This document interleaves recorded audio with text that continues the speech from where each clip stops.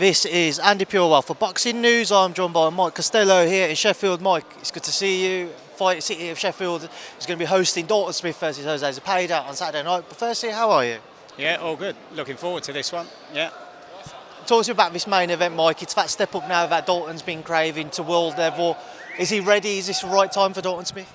I think he is ready, and I think this is the right time, in particular for Joshua-Ngannou. We saw last time out against Richardson Hitchens that somebody who's younger, fresher, quicker, I think, can have the edge over Zepeda. And I thought it was quite marked at the face-off at the press conference here earlier in the week that Dalton looks, to me, significantly the bigger man. How does Dalton come through the challenge of Joshua-Ngannou?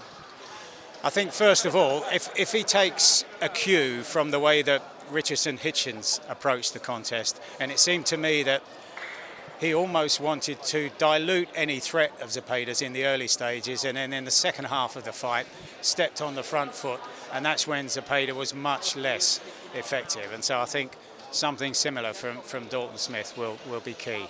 There's been a lot of talk, Mike, about that potential Adam Azim fight, but if Dalton comes through Saturday unscathed, do you think that Adam Azim fight is then pushed to the side a little bit because Dalton will then be looking towards other world level fights, and that's not quite where Adam's at in his career yet? I think, and it's a fight that can happen at some stage down the line. You know, all I'm hearing from Shane McGuigan is exactly what he's saying, that this is a fight that might be a whole lot bigger some way down the line. They've both got to keep winning, but I think they will do. How big of a risk though is it? You said it there, both of them have to keep on winning. Yeah, they do, but I think in this case, because they've both got so much talent, I think they will be, if they're matched properly, they will come through their various tests. And I think this will be much bigger, in particular if there's a massive title at stake some way down the line. But it's a hot enough division, you know, there's no guarantee that either of them gets all the way through. Moving away from all things Dalton, onto another fight on the card, Sandy Ryan, Terry Harper. What do you expect to see from that fight? Well, I think this is a terrific match, and we hear different noises from the many sparring sessions that they've had in the past. You know, if you listen to Clifton Mitchell, he'll tell you this ain't going to be 50-50. Listening to Terry Harper at the press conference yesterday, it was quite interesting to hear that when she first sparred with Sandy Ryan, she used this phrase that she felt she was almost superhuman, and has clearly come through that as grown in confidence and ability. I think this will be tactically quite good to watch, but I think that Sandy Ryan's got the edge. I think she's got the edge at this particular weight division, but I think she's just got that edge in pedigree which will see her through.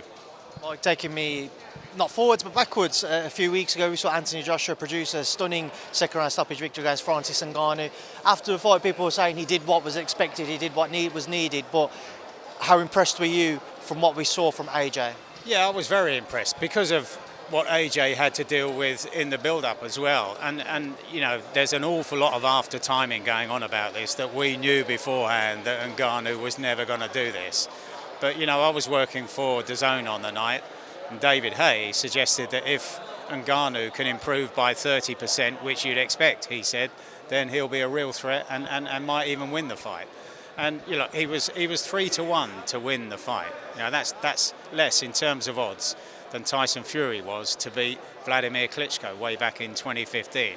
So don't tell me this was just a throwaway. It wasn't, and I thought he was really impressive on the night. And I think we saw the benefits of activity for Joshua. That 4 times within a 12-month period really does suit him.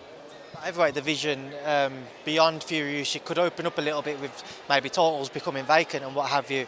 Where do you see the career of Anthony Joshua being navigated now? Does he wait for maybe a vacant title fight, or does he try to secure a fight against the winner of Fury Usyk and a potential trilogy with Usyk, or that all-British clash with Tyson Fury? Yeah, I think it's all clouded in uncertainty at the moment. What happens on May the 18th is key to the future of all of those heavyweights at the top, but most importantly for Anthony Joshua.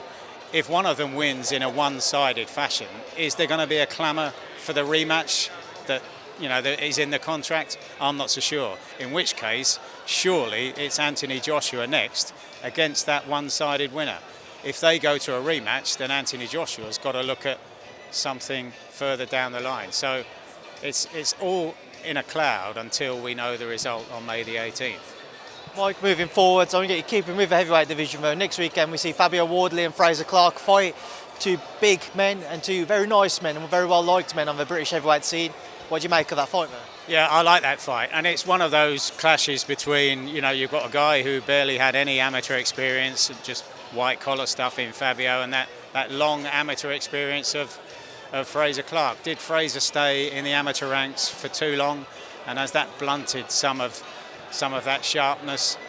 I think that Fabio Wardley is a good bet to win this one. Just with that, and obviously Fabio works with Ben Davison, Anthony Joshua now working with Ben Davison, amongst Lee Wood working with Ben Davison, fighters who have gone to him in recent years and really started to produce devastating performances. What do you think it is that Ben Davison has been able to bring out of his fighters with the team around him, Lee Wiley and Barry? What do you think it is that team in the Ben Davison Performance Centre has really started to be able to pull out of his fighters? I think one of the keys is that they seem to ask questions of the fighters themselves, and they thrive on that. They thrive on really having to dig into what they've got and perhaps what they haven't got as well. But there's momentum about it as well. If you know that a gym is doing well, then you're going to be attracted to there. But I mean, we should remember as well that the boxers have left Ben Davison, so it doesn't work for everybody. But at the moment, it does seem as though the likes of Joshua and Lee Wood in particular have really found their groove. Again, just moving forwards, Haney Garcia, April 20th. There's been a lot of concern online for Ryan Garcia, some of the things that he's been posting. But if we do see the fight go ahead, what are your thoughts on it? Yeah, I think it's a fascinating contest, and I think Devin Haney will just have enough to keep away from trouble against Ryan Garcia if we get there. I'm just reading today and overnight from the States that they're really concerned about the ticket sales because of the situation around Ryan Garcia. So, if we get there, I think it'll be a fascinating contest. I don't think it's going to be a contest that we'll remember for years to come in terms of the content. We might remember the event, but I think Devin Haney, in being clever, in virtually making it boring, will have enough on that night. May the 4th, Canelo Munguia as well, Mike. Fascinating fight there. Jaime Munguia stepping in. Mexican fight. Who comes out on top? Yeah, that'll be huge. And I think in the end, Canelo is just too experienced and just too big for Munguia at this stage of his career. But there could be any point now when Canelo starts to slide. We don't know when that'll be. He turned pro at 15. He's been a professional for more than half his life. It could be any time that he just slips over the other side of the hill. And Munguia, as we've seen, is still looking pretty fresh, and he's so ambitious. A massive Mexican weekend. But on what we've seen up to now, and unless something changes on the night, it's got to be Canelo. Leads me into my final question. There's been a lot of talk about the potential Canelo-Benavidez fight. David Benavidez, his team feel that Canelo is ducking him and doesn't want to face him, and priced him out somewhat of saying he wants 150 to 200 million to fight him.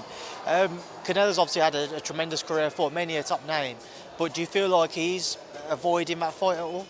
I don't believe he is. I find it strange if you look down Canelo's record that you can start talking about him as avoiding people. It was Floyd Mayweather had the same kind of knock on his record down the years. If you look at what Canelo's done, going up and down in weight, what he did against Kovalev, beaten against Bivol and still comes back, I'm not so sure he's avoiding anyone. And if Canelo goes into retirement without ever having fought David Benavidez, I'm sure people will pull it up from time to time. I don't think it will affect his legacy. Mike, I appreciate your time. Enjoy the show on Saturday. Obviously, good luck with work on Saturday, and thank you for speaking to me. Brilliant. Great to talk to you, mate.